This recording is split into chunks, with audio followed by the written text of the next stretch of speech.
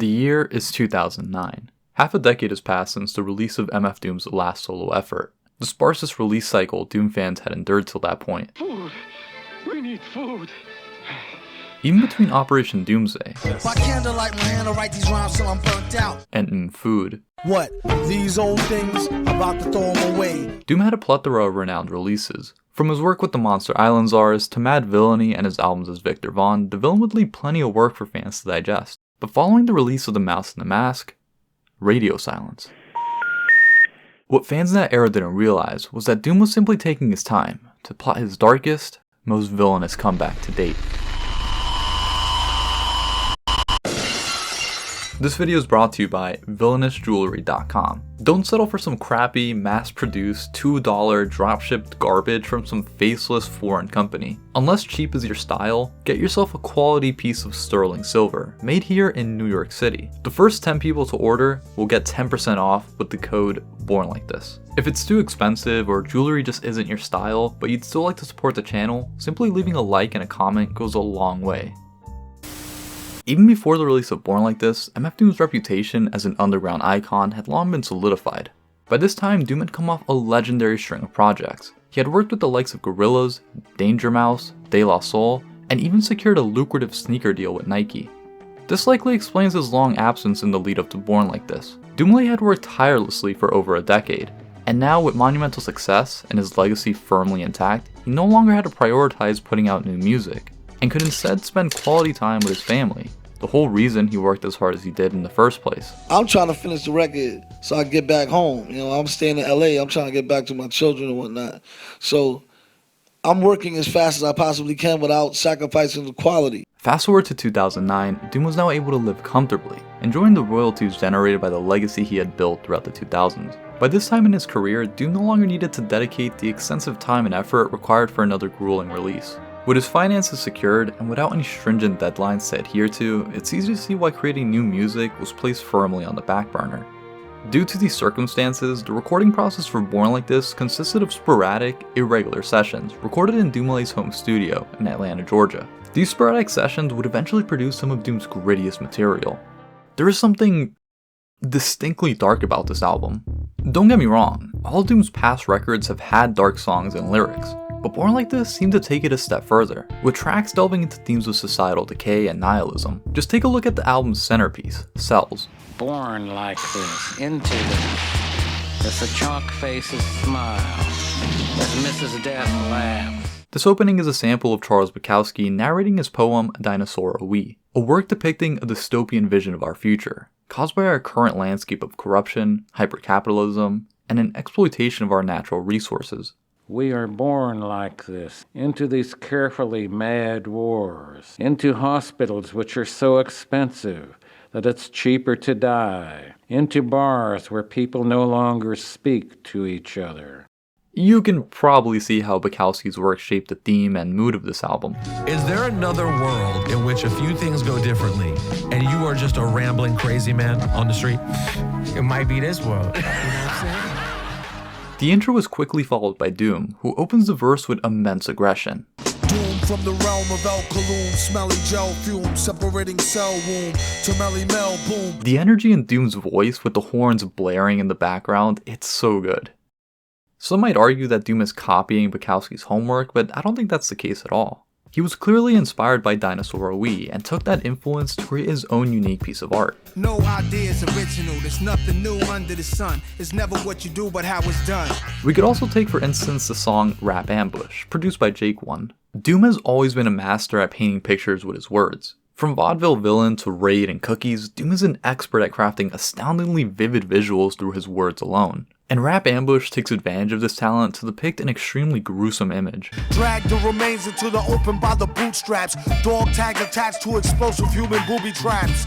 It's possible this darker tone reflected Doom's state of mind at the time, with the album being recorded in the midst of the 2008 financial crisis, the Iraq War, as well as the pot-bellied villain reportedly dealing with personal health challenges at the time. At the very least, we can say this album's mood is a stark contrast to the playful and comic book energy of Food and Operation Doomsday, and it seems many of you would agree. Samples are more obscure, grittier, and less comforting than their cartoon predecessors. Why don't you tell them about the time we faced Doom? All right. Well, as I remember, there's a man trap inside of it. Basically, that man trap is a cage. Before we run in, we're stuck in there and they can shoot us while we're stuck in a cage. Doom drops the MF from his name, simply going by Doom, which, intentional or not, certainly captures the energy of this album. His voice also takes on a huskier, harsher tone, which was absent from all previous music, likely from years of facing blunts and simply aging. And made his exit on some calm shit. Begged him on the regular for kegs of more vomit spit. Do a deal for kicks and get rich quick. Sketch lyric, bet your bottom nick on some Vic. He sounds particularly monstrous on tracks like Gazillionaire. His voice sounds noticeably deeper. It's like he's almost swallowing the microphone on this track. And again, intentional or not, it adds to the stark contrast in tone. Even the album's artwork is cold, desolate, and devoid of life, a far cry from previous artworks. Shifting the artwork to its side, the stone reads, Doom, born like this, dying because of this. Return the slab, or suffer my curse. The stone mask on this cover looks like something archaeologists would find, decades after the total collapse of the society depicted by Doom and Charles Bukowski. And there will be the most beautiful silence never heard. According to an interview with Tom Brown of Lex Records, the art direction for Born Like This was based on the Mac adverts at the time. The aim was to create something simplistic, but bold. Doom collaborated closely with the graphic design team at Lex, working through multiple drafts before settling on the design we see today. Brown likened the process to sampling, comparing it to the Dilla production found on the album, with songs like Gazillionaire, Villain man never ran with crows in his hand and won't stop rocking till he clocked in a gazillion grand. and Lightworks. Welcome to the octagon, lay a player flat before the trainer felt his clock was on. Some speculate that these tracks were initially meant for the Dilla Doom album, which was postponed indefinitely after J Dilla's passing. With no planned release, it's possible Doom made use of them here. After all, Ghost took a similar approach, releasing his share of Dilla-produced tracks on his 2006 album Fish Scale, which also features a handful of Doom-produced tracks. Lex Records would also release a set of Gazillionaire remixes produced by Tom York of Radiohead, and versions by future Doom collaborator Gennaro Jarrell. In terms of Metal Finger production, Doom's fingerprints are noticeably absent from this album. Unlike his previous two projects, Doom doesn't self-produce the whole record. Instead, Born Like This features 5 producers in total, resulting in production which feels disjointed and a little inconsistent, which would typically be a bad thing. In the case of Born Like This, however, that scattered quality contributes to the album's chaotic tone. And while that's certainly a positive, I find MF Doom's solo albums tend to stand out more when he's the sole producer. That's how we ended up with some of my favorite tracks like Concarnate and Hey, where Doom's verses and the instrumental are inseparably intertwined. That kind of synergy arises from Doom crafting both the production and the writing himself. A lot of that is on this Doom album, this new shit, the food shit. I mean, a lot of that melding of the producer and MC on these songs that you wouldn't get if I just got the beat from somebody and did it. Right. You know what I mean? So they, both of them are cool, different ways of getting busy. Of course, that's not to suggest there's anything inherently lacking in Doom's collaboration with other producers. It's only in the context of his solo work specifically where self-production is a signature trait, and on Born Like This, it's severely lacking. But where his production is present, we end up with some of my favorite songs off the album. Angels, featuring Ghostface Killah, is one such track. The duo absolutely nailed this MF-produced beat, and that little part,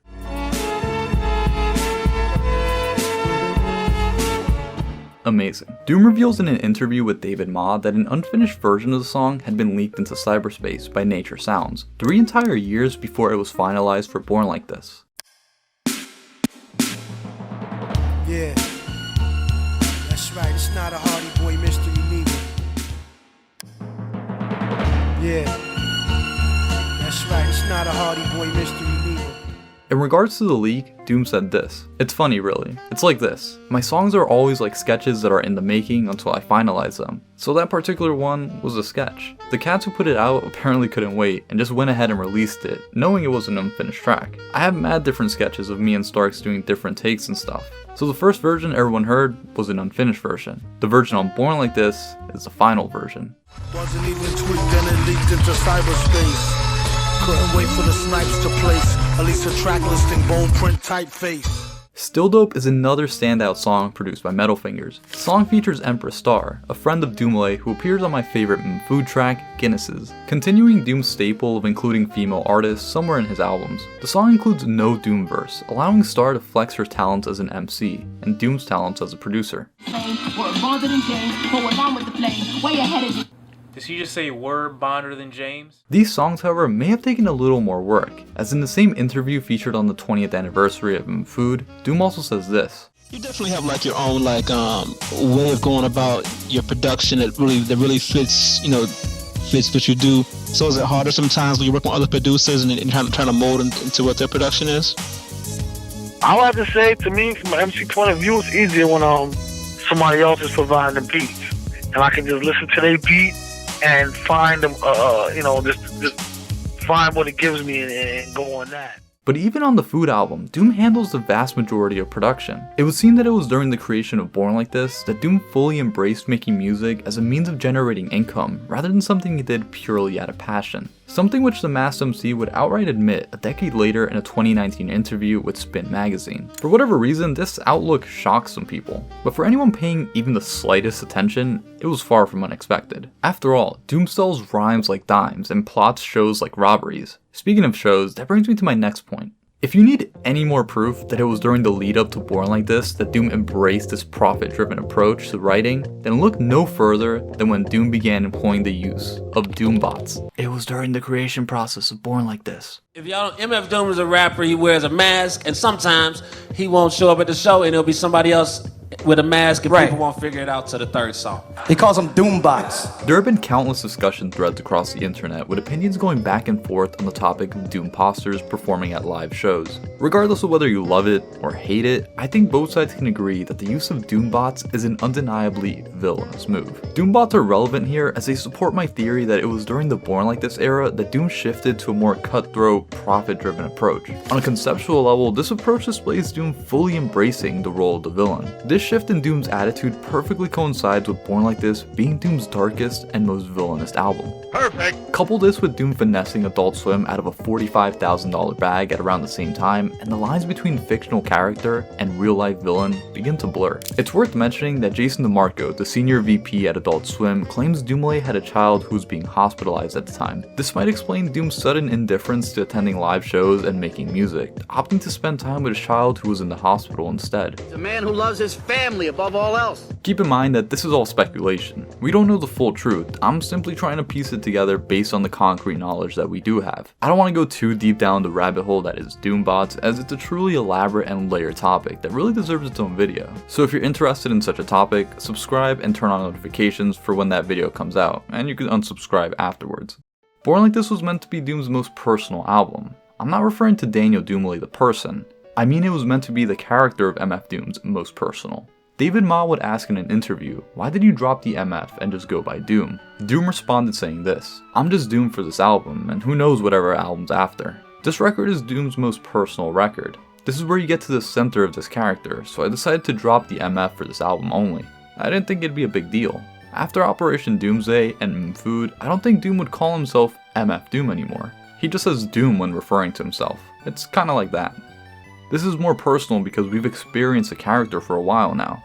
This point is elevated on one of the closing tracks, Bumpy's Message, a voicemail Doom receives from rapper Freddie Fox, praising him for his work and expressing excitement that the world can finally witness an artist as uncompromising in their craft as Doom. Yo, what's up, Doom?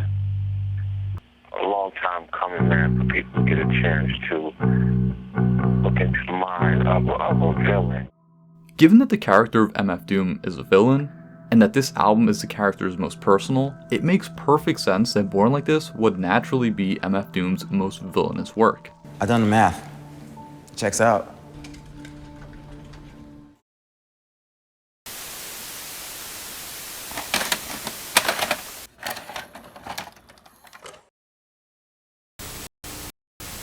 I do not believe this. Ho! I was in the Army Signal Corps. What this thing needs is what we call a Brogan adjustment. What's that? You know how? Yep.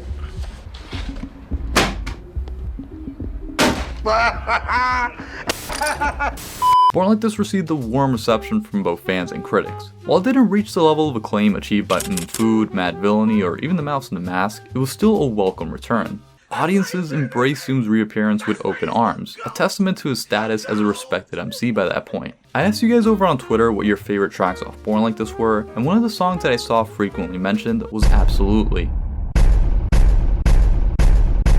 Lib provides one of the more crisp instrumentals on the album. I especially love the beginning sound.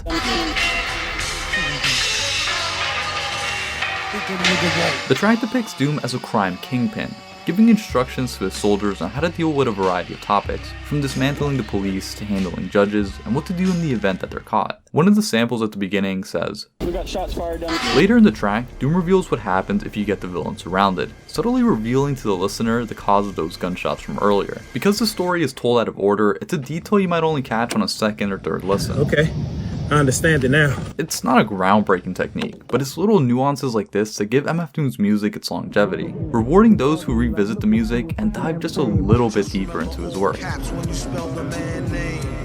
Another track that was regularly brought up was the infamous Bati Boys, which is indeed one of the more polarizing tracks in Doom's catalog, often criticized for its, shall we say, problematic lyrics. Christ, who wrote this? While many interpret the song as a tongue-in-cheek jab at MF Doom's superhero enemies, others find themselves understandably jarred by its controversial language, with some even condemning the villain for it. Wow, what an asshole. But Doom wasn't taking all that flack sitting down. In an interview with Hip Hop DX, Dumile defended himself, saying that neither he nor the character of Doom are anti-gay. There's nothing wrong with being gay, Dumile insisted. I'd say to anyone who's offended, it's no big deal, I'm just teasing. It wouldn't be the last time Doom spoke about the track. He would be asked time and again to address the song. In one interview he remarked, I'm a writer. I touch on all topics. Doom happens to talk shit about everyone. Regular street guys, punks, fat people, queens and kings. I talk shit about every facet of life. This is just one of the things that Doom talks about on this particular record. Doom's a supervillain, so he's just calling his enemies gay. It's a character. People who don't get it, I don't know what to tell you. Just go to the movies, it's easy. It's like John Travolta in Pulp Fiction. I loved him in that movie, but that doesn't mean I agree with murder. We all know John Travolta isn't a murderer, don't we? It's a character. I don't know what else to say to people who don't get that. I think most people who are upset about this track are a vocal minority, with most people understanding the concept Dumile was going for here. People have asked me in the past how I feel about the song, and personally, whether Doom is or isn't prejudiced, I don't care. What? Who cares? Mr. Cooper, he's a fraud and a liar. A criminal even. Even if this were true, who cares? It's just a song. It's not to be taken all that seriously. I don't know if I just have thicker skin than most, but I never understood people who are so easily offended by every little joke or remark. It seems like an exhausting and miserable way to live. Are you really gonna let something that has zero bearing on your life affect you that deeply? Just move on. Speaking of moving on, let's talk about the actual music featured on the song. The track is one of the Metal Finger produced songs on the album, and as such, features some standout production.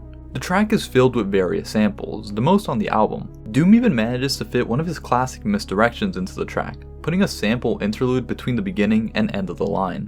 Wrote this lyric from in the bed with a chick. She had the tightest grip around the head of Mars. Bic, now can I get my pen back?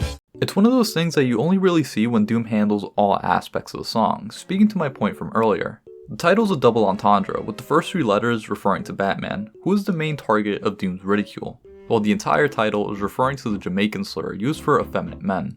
As someone who attended high school in Jamaica, Queens, it's a term I heard thrown around a lot, usually in a sarcastic or playful manner, rather than with any real malice behind it. I feel like it's mostly the older generation who still use the term in a more derogatory way. You might even argue that the harsh nature of this track only adds to the dark theme of the album.